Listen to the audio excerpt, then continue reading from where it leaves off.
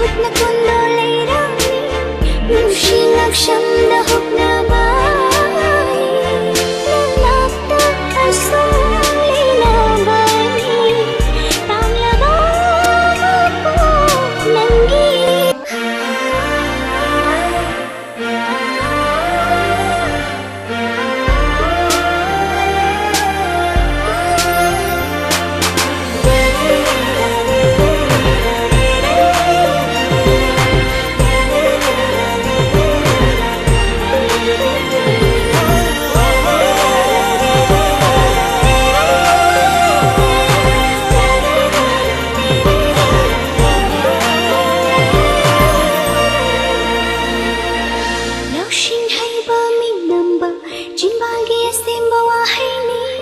Marol na